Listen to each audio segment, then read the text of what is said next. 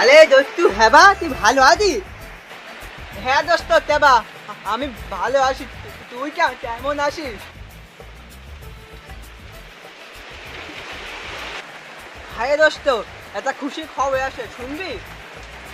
হ্যাঁ দোস্ত কি খবর বল। ওই পায়াত নাই মিয়া ধরছে আজকে দুজন যাবো ফেসি দেবে ফেসির মধ্যে গোশও দেবে গিয়ে খাবো দুজন মজা সেই শান্তি।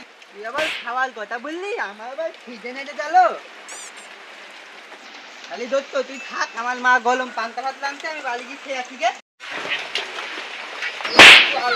এই শালা পান্তা ভাত তুলে গরম হয় যা শালা বাড়িতে পান্তা ভাত খেয়ে গা গরমটা ওই শালা পাগল গঙ্গা যা যা। আর মা বুঝেছে দুপুরবেলাতে পান্তা ভাত খেয়ে যাবি গরম পান্তা ভাত আর উনি আমার মালছে যা শালা পাগল বাড়ি যা।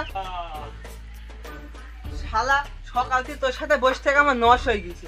আব্বা বললো যে গরুর ঘাস কেটে আনতে এক বস্তা কুদাল দিয়ে আমি ঘাস কোন কাটলে আমার গরু কোন খাইতে পারতো না।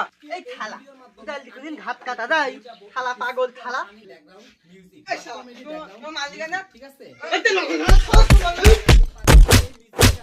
আপনাদের ইউটিউব প্ল্যাটফর্মের ভিডিওতে আপনারা এই ব্যাকগ্রাউন্ড মিউজিক করতে পারবেন কিনা বা ইউজ করলে কোনো প্রকার কপিরাইট ইস্যু বা কোনো প্রকার স্ট্রাইক কিনা সম্পূর্ণ ভিডিওটি